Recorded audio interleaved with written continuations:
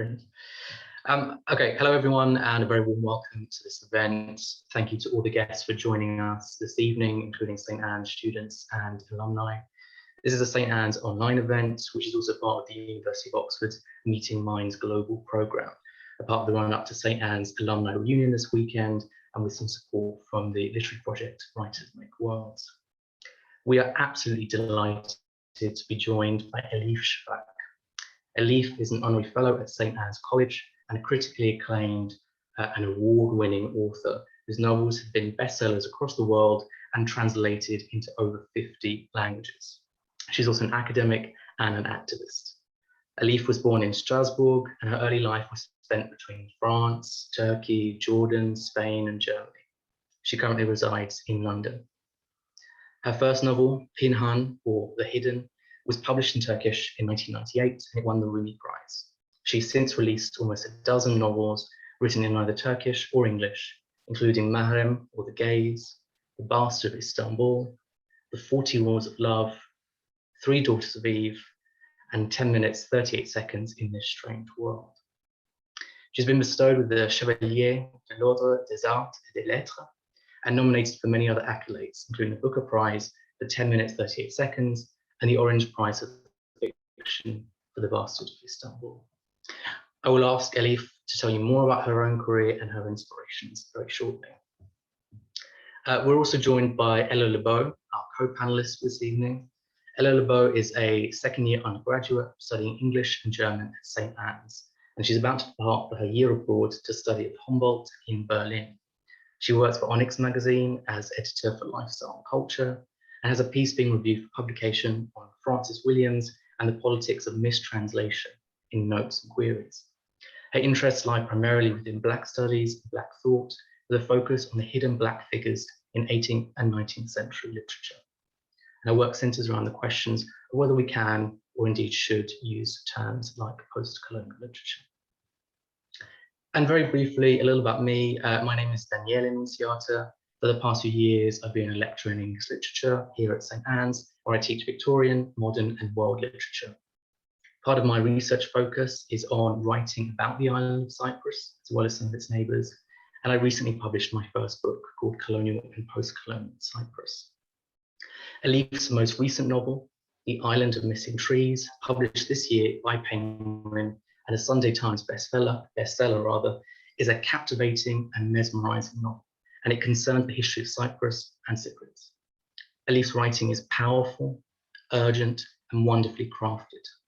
She's long been a huge source of inspiration to me personally and to Ella, and we're very excited to learn more about the composition of her works, and we're deeply honoured to be in conversation with Elif today. So quickly, the format of the event will be a talk from Elif about her inspiration, her work, the topics addressed in her novels, and indeed an overview of her new book, The Island of Missing Trees. And then Ella and I will direct some questions to Elif, covering a wide range of areas and topics. This will then be followed by a panel discussion and an audience Q&A. So please add your questions to the chat box and the Q&A box, and we'll aim to address as many as possible. So feel free to start drafting them as soon as you can. I'm now going to pass over to you, Elif. Elif, thank you for your time this evening. We're delighted that you could join us. İyi günler, Elif. Hoş geldiniz ve teşekkürler. And Galispera, Galosolises, and Eferisto Baramuli. Elif, could you tell us a little bit about you, a little about your work, and about your inspirations to date? Yeah, well, thank you so much for every word. It's very generous. Everything you said, and it means a lot. Thank you so much. I'm very excited to join you, to join Ella, and also students, faculty, the community around St. Anne's. It's very precious to me. And I'm also looking forward to everyone's questions, towards the end. So if you have any questions, if anything I say doesn't make sense to you, please feel also free to share that with us as well. I'm going to keep my talk very brief because I'm more interested in our conversation. But I thought I could begin by telling you a little bit about my own trajectory, how I started writing, what literature means to me, and perhaps in today's world. So from a personal angle, I can tell you that I started writing fiction at an early age, but that wasn't because I was planning to become a novelist. I didn't know such a thing was possible. I didn't know one could dedicate their lives to books. But I thought the main reason why I started writing fiction so early was because I thought life was very boring and it was very monotonous. As you mentioned, I was born in France, but shortly afterwards I was brought to Turkey by my mother. And thereafter I was raised by a single working mom and by a very superstitious traditional grandmother. So I didn't grow up in a typical Turkish family. And I think it was a little bit broken, the family environments that I found myself in. There were displacements, there were migrations, ruptures. And because the environment we came to in Ankara was quite conservative, quite patriarchal, and quite inward looking, I think from the very beginning, I felt like I didn't quite fit in, or we didn't quite fit in. And I thought I needed another space of existence. Books gave me that opening. They showed me that there were other possibilities, that you could connect with the world and you could dream of a world beyond the life given to you. The reason why I wanted to start with this personal anecdote is because I think for me, from the very beginning, writing has not necessarily been autobiographical. Of course, when I say this, I am aware that writers do project or reflect their own personalities, their own emotions or thoughts, or sometimes politics into their work. But I am much more interested in becoming someone else and then someone else and trying to see the world through their eyes. So that cognitive journey, that intellectual flexibility and empathy is what really pulls me into the art of storytelling. I have a lot of respect for people who start writing fiction because they think they have something important to tell about themselves, and that too is very valuable. But my way was just discovering other worlds, just trying to understand if it's possible to look at the world from through shifting angles, different cognitive perspectives. And I find that important because from the very beginning, I think fiction has not been rooted in my identity. Or if I may put it this way, I like to think of identity as a more fluid, as a more flexible thing, not as a singular monolithic, an entity. I'm much more interested in multiple belongings. So maybe we could also talk about that. But basically, what I can tell you is, I think in today's world, we really need fiction. We need stories and literature, because we're living in such a polarized world full of lots of negative emotions. All of us, every day, we're dealing with anxiety, anger, fear, uncertainties. You will remember not that long ago, it was a time of extreme optimism in the world, late 1990s, early 2000s. There was so much optimism back then. And I think the biggest optimists back then were tech optimists. They would tell us that thanks to digital technologies, thanks to the spread of information, there would be democracy everywhere. It was the triumph of liberal democracy. And in a way, because history was linear and progressive, you didn't have to worry about the future because there would be progress. Inevitably, the arch of history would bend in that direction. But I think fast forward, what happened was quite different. And we have entered the age of pessimism.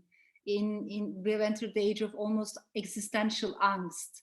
Of course, the pandemic, the climate crisis, everything is accelerating this sense that tomorrow won't be necessarily better than yesterday.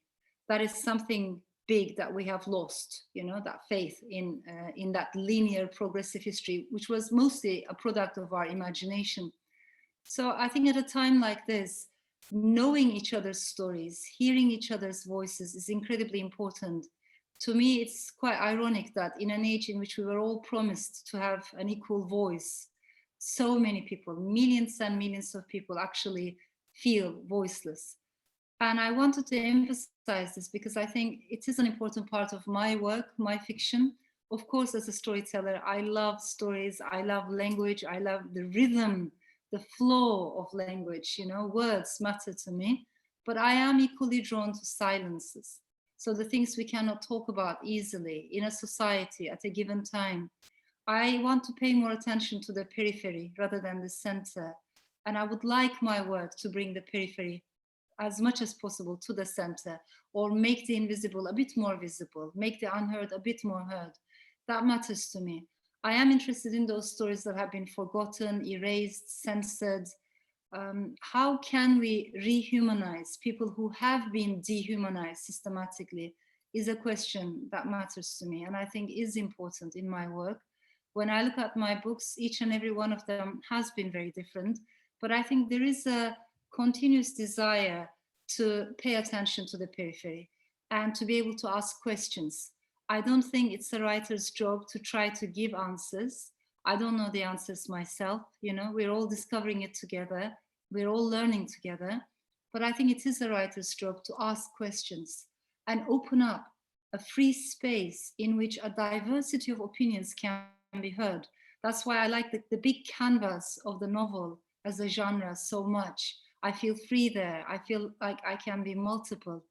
But once you have opened up that space, always leave the answers to the reader, because every reader is going to come up with their own answers. And I have to respect that. So I have met couples who have been married for 45 years. They read the same book, but they don't read it in the same way. I've met very good friends who read the same book. One of them loves the book, the other one not so much. And how come that's possible? It's because as readers, we bring our own story into the book, our own gaze into the book, and our own interpretation. So I see it as a very fluid process. But as I said, I think it is the questions, the diversity, the freedom, the multiplicity that I find inside novels that makes me believe that the novel as a genre is perhaps one of our last remaining democratic spaces. If that's okay, I'll stop here and we will carry on together.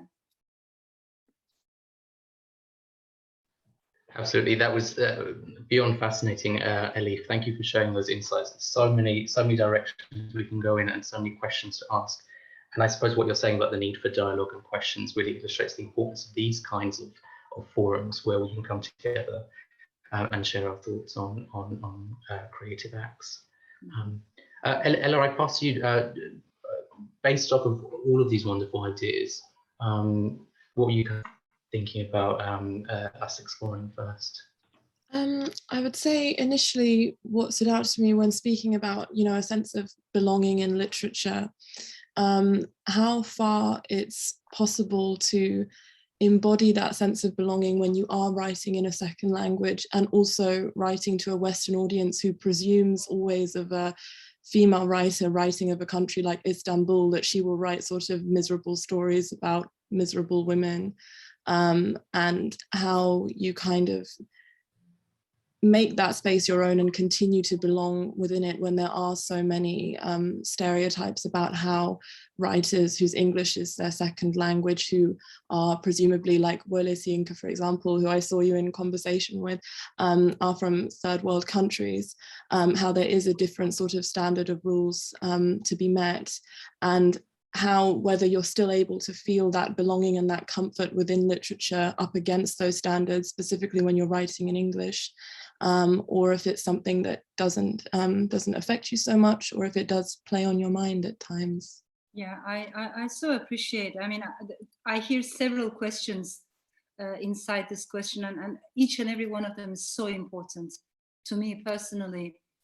Starting with language, of course, writing in another language, in a language that's not your native tongue, is an enormous challenge. And as you can hear in my accent, I am an outsider, or a latecomer, or a newcomer. I am an immigrant in this language, and I can never forget that. And I think as immigrants, we're always aware of the fact that the mind runs faster than the tongue, and the tongue tries to catch up, but always fails to do so. So that gap can be quite frustrating. It can also be inspiring because it pushes you, encourages you to pay more attention to nuances that maybe the native speakers might be taking for granted. You don't do that. So you pay extra attention to language, but it's not an easy thing. I mean, I did not grow up in a bilingual, multilingual household. I started learning English in Spain, actually. At the time, Spanish was my second language, and English became my third language, but it never abandoned me. it stayed with me, it accompanied me.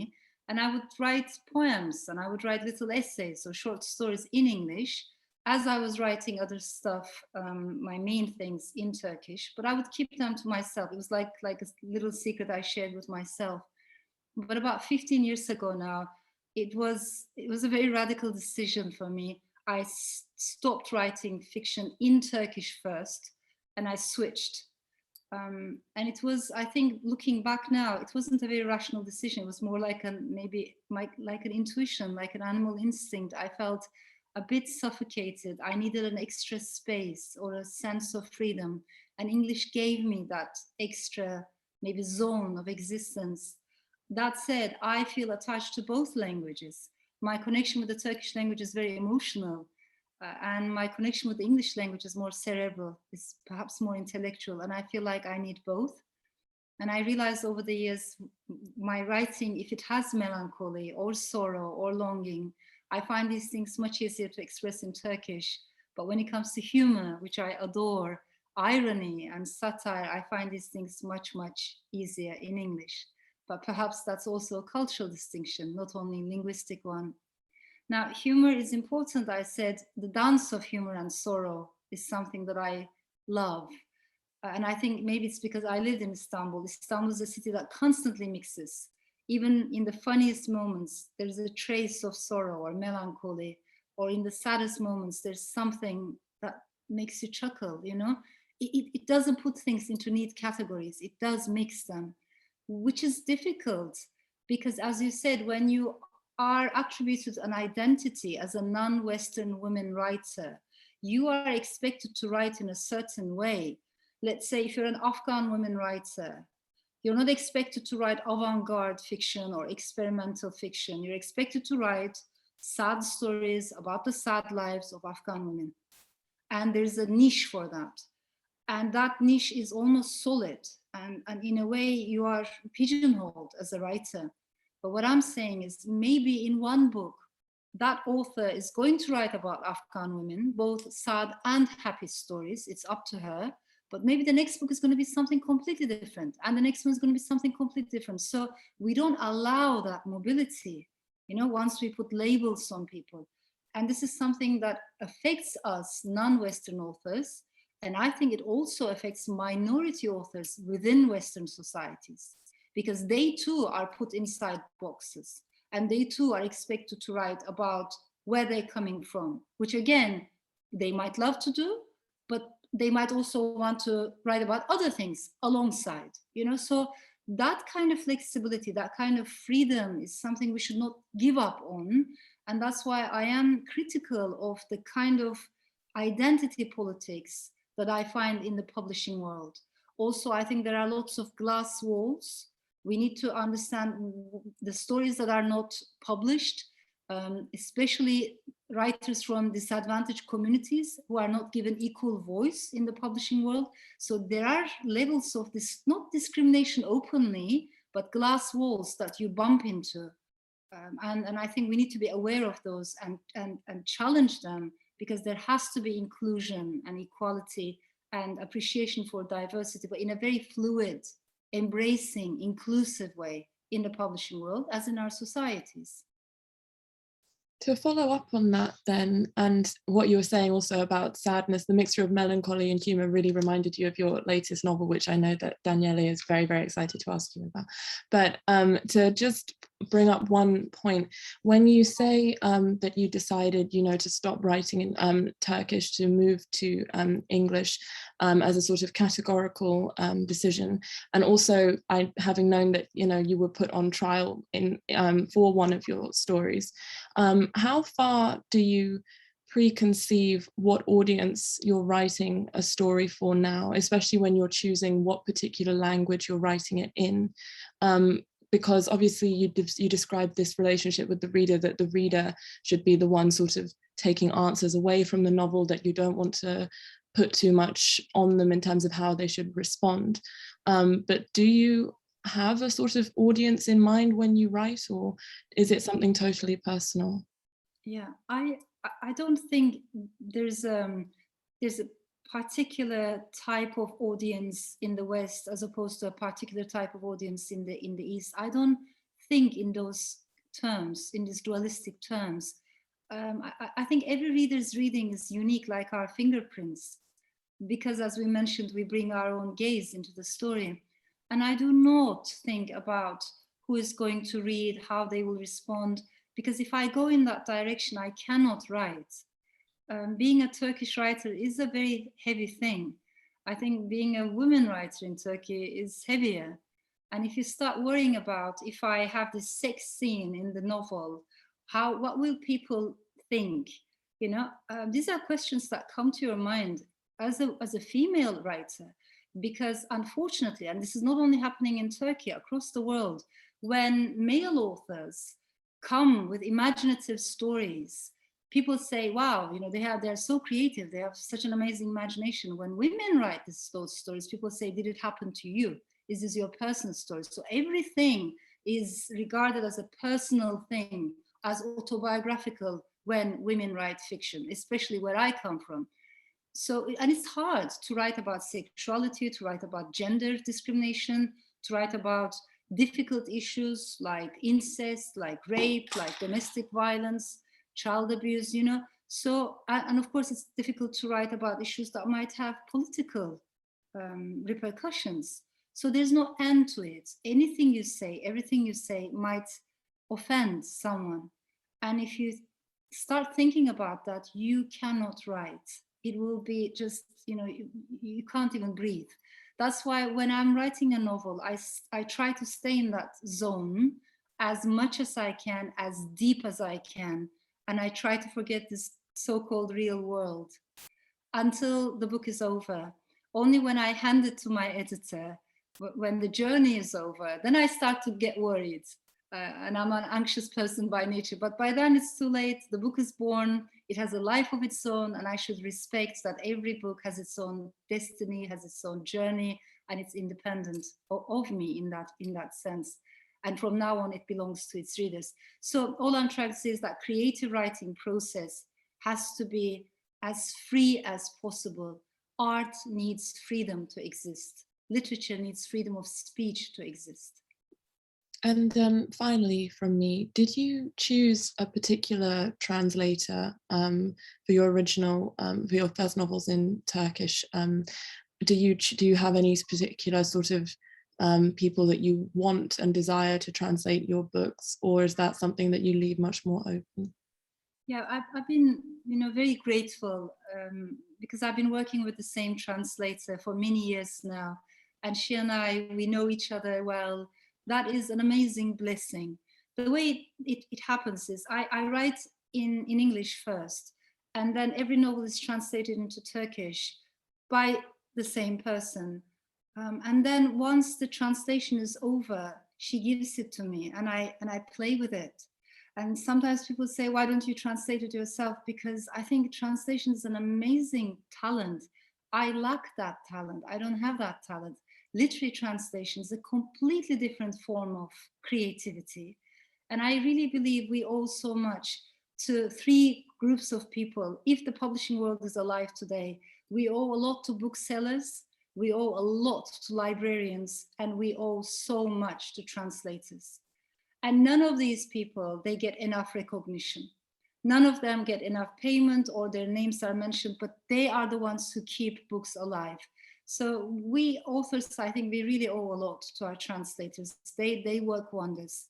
Within, however, once she has given me, within that manuscript, I play with it because anyone who reads my work in Turkish would know I have a slightly different vocabulary. I love to use old words and new words, which is a very polarizing discussion in Turkey, because if you're a modern, you know, liberal, progressive person, you're not expected to use old words, for instance. If you're more conservative and older, you're expected to use older words. Whereas I've never understood what it means, old words versus young words. I think we need all kinds of words. We need nuances for philosophy, for literature. You know, you need the shades in between. So rather than reducing our vocabularies, why not opening it up?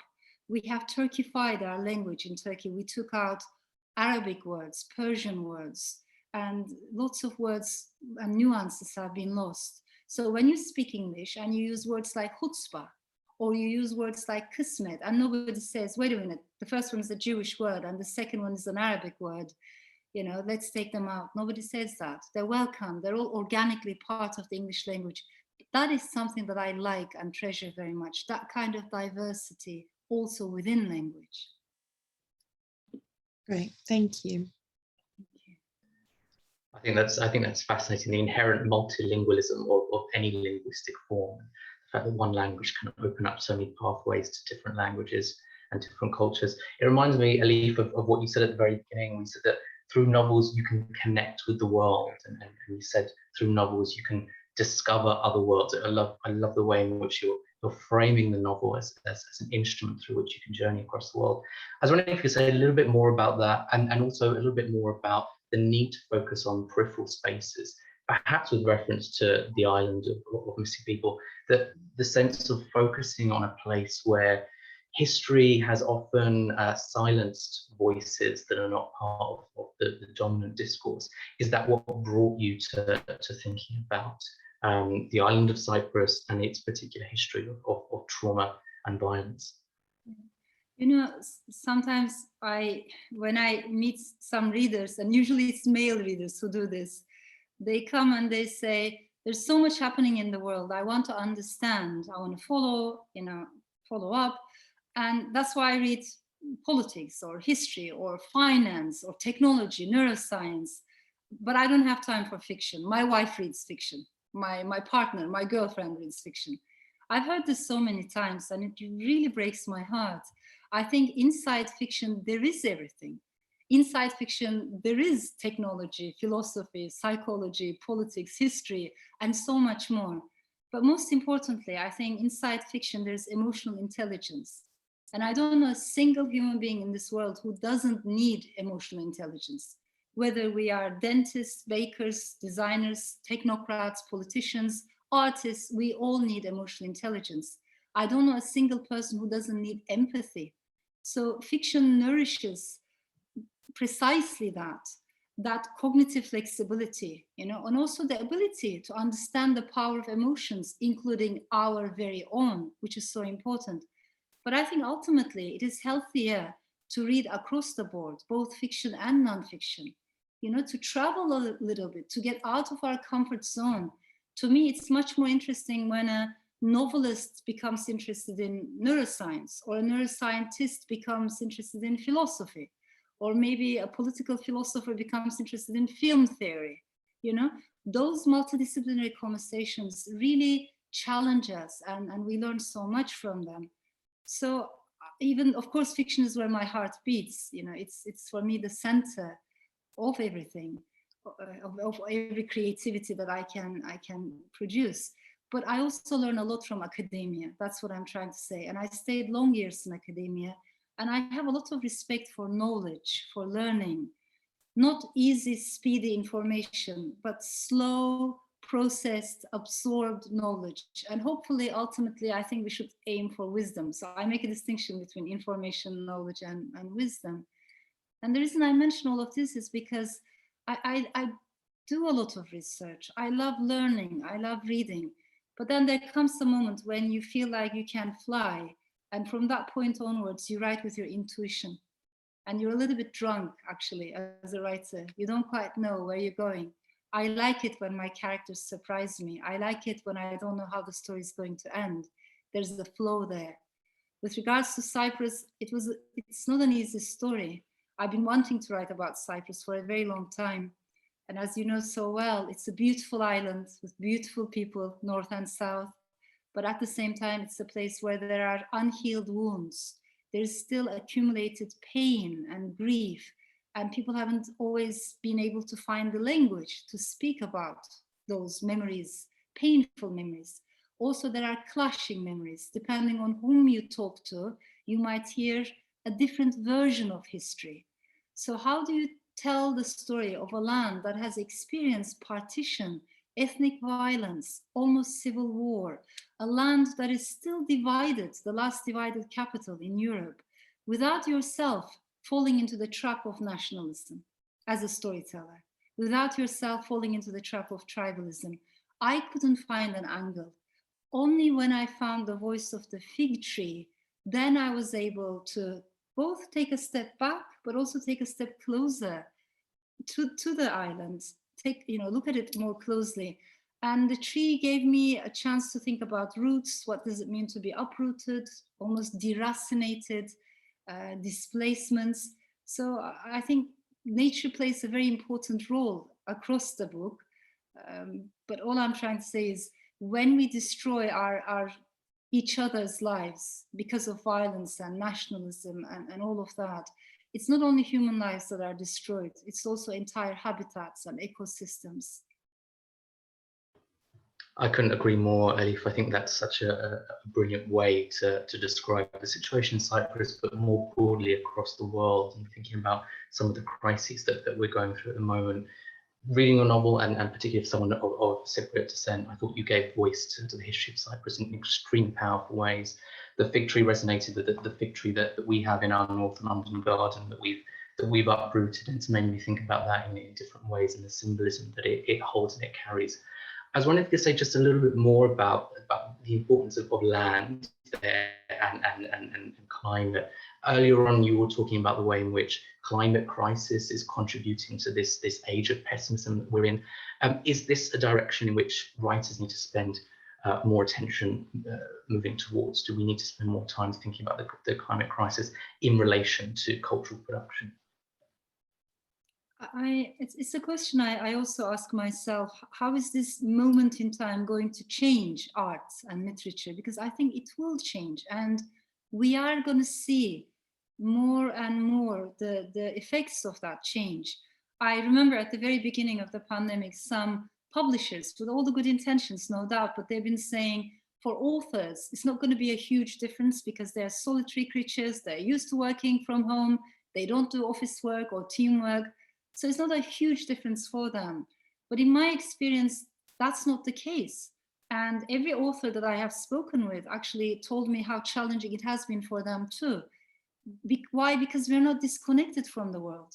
When so much is happening, when people are dying in their thousands, when everything looks so uncertain, all of us, we are affected by that. And as a writer, sometimes you find yourself questioning, does it really matter whether I find a perfect synonym? Does it really matter whether I move that comma from here to the next sentence? Is this what I should be doing, what I should be writing right now? So you go through all those existential questions. There's this powerful quote from Doris Lessing in one of her essays. She talks about how literature is always analysis after the event. So things happen, and then you need to give it some time. You need to process. And in that regard, literature is always in retrospect. You look back and you write. I understand that and I respect that. But I also believe we've entered an age in which literature has to become also, in addition to analysis after the event, it has to become analysis during the event. So I see more and more writers responding. Some writers are actually writing about Brexit or Brexit Britain, which is very new. It hasn't been many, many decades for us to process, but I can see the urgency in them to respond. Some authors are writing about the pandemic right now, and many authors are, of course, writing about climate crisis, and there's a new genre of science fiction in that direction. So we will see more of that. But I think it's what is crucial is that we're at a crossroads where we have a lot of rethinking to do, both individually and also collectively. Absolutely. And just as a final question to wrap up some of the ideas that you've been bringing forward, and before we open it up to the floor, just think about that idea of literature being a way to reflect on not just events of the past, but what's happening now. Thinking about the way in which trauma is a theme that runs throughout your novels, including The Bastard of Istanbul, The Gaze, thinking about traumas across generations, across times.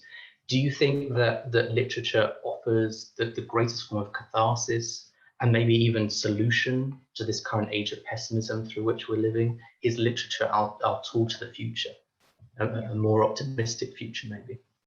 Yeah, really resonates with me the way you formulate it, because I think literature helps us to heal.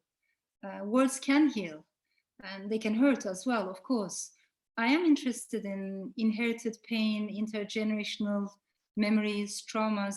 I'm interested in this dilemma between memory and amnesia. Also, maybe because I come from a country that has a very long and rich history, but that doesn't translate into a strong memory. I think just the opposite. In Turkey, we're a society of collective amnesia. But when you have these voids, these absences, when your relationship with the past is broken, it can be easily filled by more nationalistic, more religious interpretations of the past that talk about a golden era, that talk about a glorious empire. But glorious empire according to whom? Who is telling the story and who is not allowed to tell the story? So of course, every country at the end of the day has their own official version of things. That doesn't change, whichever nation state you look at. But where there is a democracy, you can walk into a bookstore and you can come across many books written by historians, journalists, fiction writers, who also bring the untold histories to the table. Most of the history that we learn at school in Turkey is his story, in the sense that it's more male dominated. But where are her stories? Where are the stories of minorities? So as you go back in time to the Ottoman times, to the Byzantine times, where are the women? We never learn about any female personalities. So just to give you an example, to bring back all those forgotten voices, I think it's very important. At the end of the day, memory is a responsibility, not in order to get stuck in the past, but to learn from the past. And hopefully never ever to make the same mistakes that our ancestors might have made, both the beauties and the atrocities of the past. What I like is calm, nuanced conversations, a calmer, a richer, multi-layered look at history, so that we can learn, so that we can create a better future together. So healing, coexistence, empathy, I think they very much go hand in hand. And for that, we need memory and we need to know each other's stories. I love that idea of history being less a narrative that we inherit from someone else, but rather a conversation between everyone where the kind of agency of individuals is maintained. I think that's wonderful. Elif, we'll pass on to questions now from the audience. I know we've got lots of questions from St. Anne's students and alumni, and Ella and I can field some of these questions. They're coming in quite fast. To sort of maybe bring two together, one anonymous attendee asks, where do you start when thinking about writing a new novel? What is the first thing on your blank canvas? And another attendee also writes a related question about, how do you find those forgotten stories? How do you go about the process of rehumanizing them? So yeah, Elif, where do you begin with the writing process? Yeah, really appreciate them, both questions. Sometimes it starts with seemingly small details. It could even be an image, like with the Bastard of Istanbul. I had this almost like a picture of a woman with a broken heel walking under the rain in Istanbul, being harassed on the streets, her anger, her fury, and she was walking in a determined way. And I wanted to get to know this person. And who is she? What is her story? So sometimes it's almost like pictures. I think there are two different ways of writing a novel, and they're completely different techniques or paths. In the first one, the author wants to know everything beforehand and has the framework set. And the author knows how each character is going to behave and how the story is going to end. It's a bit more like engineering. I know lots of good books that have been written in this way, and I respect it, but it's not my way. I like the second way, in which you write with your intuition, you write with your instinct. It is a much more irrational process. As a writer, you're not necessarily in charge. You let the characters guide you, you let the story guide you, and you allow yourself to let go of the parts of the book that don't work, which is a very difficult thing to do. Gabriel Garcia Marquez has this beautiful essay in which he talks about how writing is not necessarily adding one layer upon one layer upon one layer. Sometimes you take it out. So you also destroy what you've written, and then you arrive at the whole book. So there's a lot of editing, erasing, but I think what is crucial for me is when I start writing a story, I want to know as much as I can, as best as I can. I read everything I can find on that subject, from butterflies to fig trees to pollination to the history of Cyprus. That there's an amazing multidisciplinary work there. But once you've done that, you are free to fly. And from that moment onwards, you just let the story guide you. You just let your intuition guide you, and you don't necessarily control the story. That's the path that I like.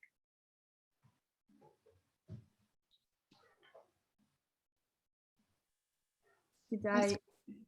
Mima and Nikki asked two similar questions, actually. They asked one about your most recent novel, The Island of Missing Trees. So Mima said that she thoroughly enjoyed it, and she saw from your acknowledgements that you were inspired by What a Plant Knows, A Field Guide to the Senses. And her question was, are any of your other books inspired in detail by non-popular or more non-fiction or more popular science books? And another question about the most recent book from Nikki was, he wanted to know whether you have any ideas about how the story of the daughter and perhaps also the father and the aunt might develop, and whether there could be a sequel there somewhere as well. That's beautiful questions. I love reading non-fiction, as I said, as well as alongside fiction together. And depending on where the story takes me, I find myself reading completely irrelevant, eclectic things, like the underground water systems of a city, let's say of Istanbul, to much more historical stuff, to sometimes cookbooks. I love reading cookbooks. So it's always very, very eclectic. But I think basically you need to have curiosity and the desire to learn. And I sincerely believe as writers, we need to be, of course, good readers. Writers are readers, but also we need to be good listeners. And I try to listen to people a lot. I listen to two things: what they're saying, but also with what kind of energy they're saying what they're saying, or what kind of emotions. So to listen and to read constantly, that's what I expect from myself too, as an author. And with regards to books, I don't believe in this distinction between highbrow literature, lowbrow literature. I don't even understand who makes that distinction. We can read anything and everything. The important thing is to make reading continuous, an essential part of our daily lives. That's what matters to me. Other than that, we can read graphic novels, we can read cookbooks. Another time we will read more philosophical stuff. I love that interdisciplinary nature of curiosity, of learning. And I think it very much seeps into my work. With regards to the Aunt Mariam in the novel, I feel like I know her. I grew up with women like her, surrounded with women like her. My grandmother was very similar to Aunt Mariam. And these are women who hold a very naive belief that if they can only feed you, there will be less hostility in the world. For them, food is a language. There are so many things they want to say, but they don't have a language to communicate all those emotions and complex issues. So instead, they feed you. They cook for you. And also, I think they believe that if we can break bread together, if we can look at each other in the eye, there will be less misunderstanding in the world. I am intrigued by all these oral culture, superstitions. I've never looked down upon that world. Sometimes it is belittled, as regarded as the field of uneducated, usually women's domain it's seen as. And I've always been very critical of that attitude. I have a lot of respect for oral culture, oral storytelling, a more circular way of storytelling. So I think I would love my books to bridge the Western canon of the novel with a more Eastern, Anatolian, Middle Eastern way of oral storytelling. I would love to bridge these worlds. Thank you. And another anonymous spectator asked, and we touched on it kind of briefly earlier, but how you think COVID will impact your future writing? It's an important question, and I think I still don't know, of course, the answer. We're all discovering not only COVID, but this uncertainty, misinformation. We are almost divided into epistemological tribes. And it's something that worries me a lot, because if we cannot agree on what the truth is, how are we going to agree on the solutions? If we can't even define the problem in the same way. So the way we are divided into almost islands, epistemological islands, and everyone getting their own information from their own sources, their own echo chambers, is something that really worries me. We have to find a way to communicate beyond all those borders. Also, of course, with the climate crisis accelerating this summer, we have seen the wildfires in Turkey, in Greece, and I'm sure you have seen the picture of an elderly woman in one of the Greek islands. Incredible, painful, expression on her face, and somebody had photoshopped the photo, and it made it, he or she had made it look like a painting, and it strangely resembled Edvard Munch's famous painting, The Scream. I couldn't take my eyes off that image, because it feels like everything is screaming right now. Nature is screaming. Maybe each and every one of us, we have a scream building up inside, and we can't unleash it, but it's building up. So it is a moment in which many people feel voiceless, and many people feel like something is building up. It's a time of anxiety, and I really think we need books, we need culture, we need literature. It breaks my heart that sometimes politicians regard arts as a luxury that can be postponed or discarded, that it's not essential. It is so essential. And when you take arts and culture, when you stop supporting it, I think it has huge ramifications in the long term, especially for young people coming from more disadvantaged backgrounds. Sometimes music is your only way, to find another world, the way I discovered another world through books. So we cannot cut out these channels, and I'm worried about the implications of all of that as well. I couldn't agree more. I think you've encapsulated it really there, that art is essential, and art is something that needs to be given more attention, particularly from politicians and from individuals who disregard it. And I think that's a great segue to a question that might be our last one if we're a bit limited on time. But there's a question here that asks you, what do you think we can do to inspire younger generations? What do you think you can do to inspire younger generations of underrepresented groups to read more and to then become writers themselves in the future? You mentioned those glass walls before. How do you think the next generation can break those glass walls? Yeah, it's such an important question. Also, I think it helps us to understand this sense of helplessness, because we've spoken about major issues when so much is happening in the world. Afghanistan is happening, news coming from different parts of the world, refugee crisis, and then suddenly you feel so small as an individual. You feel sad, but what can I do? I can't change anything. Climate change is so huge.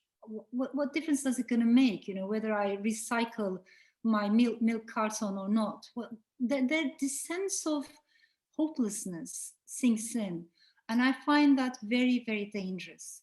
That's the one thing that I believe we need to be careful about, because of course we've been talking about all kinds of emotions, but I think if there's one emotion that really concerns me, that is the lack of all emotions, and that is numbness, that is apathy. When we become indifferent, desensitized, almost an emotional fatigue kicks in, and you're like, what, I don't want to know, I don't want to follow, I don't want to buy newspapers anymore, I don't want to look at news channels anymore. And suddenly gradually we withdraw from the public space. I believe that's a very, very dangerous threshold. People like Hannah Arendt, of course, they warned us so many times. When you read her work, she underlines how dangerous it is when we become atomized individuals, each their own little atom, their own little cocoon. How do we make people care about each other's sorrows, about each other's joys and stories? And perhaps more importantly, how do we understand better how interconnected we are? I mean, the pandemic made it very clear, didn't it? a virus originating in one part of the world changed the lives and the livelihoods of people continents away. So it is an illusion to think that by closing the door, erecting high walls, we're going to keep other people's problems at bay. There's no such thing. Climate crisis is going to affect every inch of this planet. You can't keep it away by building walls. So to me, it makes more sense to cultivate a sense of humanism, our common humanity, and think in those terms. That doesn't mean you shouldn't love your own country. I think it's possible to have strong local attachments, but at the same time be a citizen of the world, be a citizen of humanity. So these are the things we don't cultivate, we don't nourish enough. But I don't think we can answer our global challenges with tribalism, or with more isolationism, or with more populist nativism. We need a new language, we need a new narrative. And I sincerely believe this is an important moment for international sisterhood, for global solidarity. There's so many of us. If we can hear each other's voices as citizens, as engaged citizens, we can make a difference. Speaking of like cultivating humanity, and also like how we communicate sort of across different genres and different backgrounds, Anna has a really interesting question. She has very high praise for your novel, and it meant a lot to her. She grew up in the UK with a Greek Cypriot father and as an English mother, and she speaks a bit about the conflicting cultures there and how she's never found a way to describe her mixed identity in a way that satisfies her, let alone everyone else. And she asks, how can we explain this complexity of identity to people in a helpful way? Yeah, it's beautiful. It's very interesting, isn't it? I mean, Cyprus is a big part of British history, and also it is one of the top destinations for British tourists. But despite that, not so many people know about the history of the island or the complexity.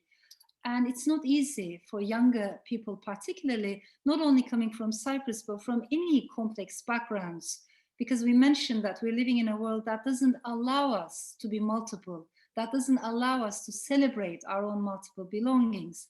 So, and I also think, honestly, that it's not easy to be young in today's world. It's much harder now to be young. So when you add all those layers, and then you add all those other concerns that we've been talking about, whether it's the pandemic or the climate crisis, again, it creates a big challenge for a young person to carry. And it resonates with me, this question. But this is why I believe we need stories. Because when you read someone's story, when you read a novel, first of all, we're not part of a collectivity anymore. We retreat into an inner garden. And I think that inner garden is so important. We need to cultivate an inner garden.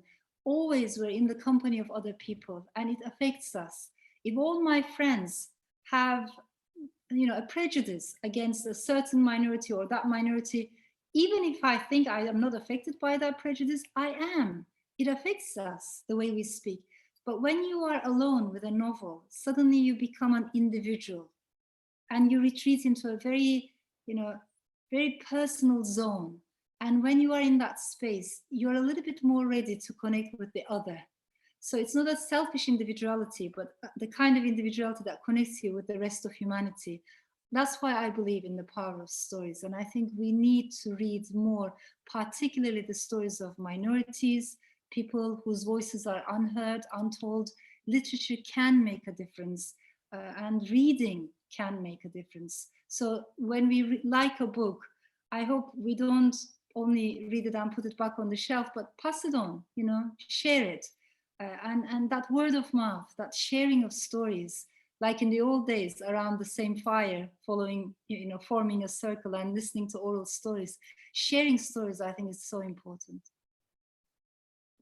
Thank you, that's lovely. And I think like a question that resonated with me as well, which is from another student at St. Anne's, is like, is there anything that you would say to students at St. Anne's to sort of encourage them and to help them through after a difficult time, like during the pandemic? Yes, I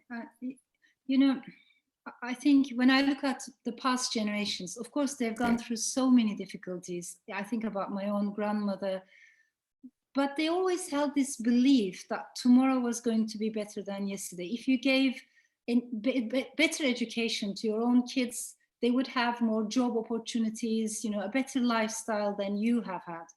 That was the conviction until today. That conviction is lost now.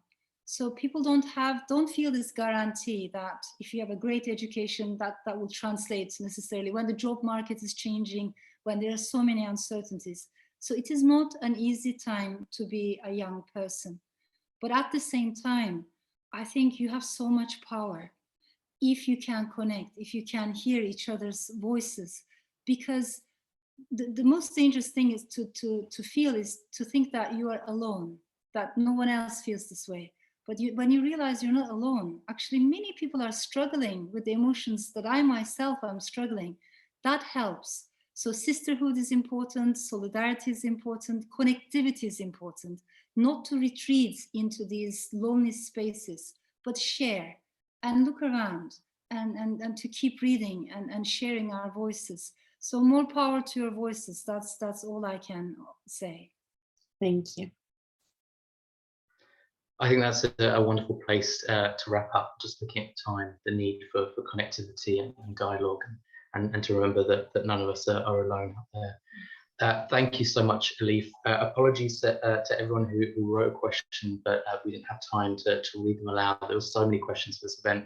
Hopefully there'll be a future event in the future, follow-up to this, where Elif can answer even more of your fascinating questions. Before we go then, let me reiterate my hearty thanks to you, Elif Shafak, for this wonderful exchange this evening. It's been extremely edifying, and it's changed how I see the importance of literature, and really given me that sense of the power behind what literature can do. So thank you so much. Teşekkür ederim. And I also wanted to thank my co-panelist, Ella Lebeau. Ella, thank you so much for joining us here this evening. Thank you for having me. I'm so thankful. Thank you so much. It's been amazing. Thank you. It's been wonderful.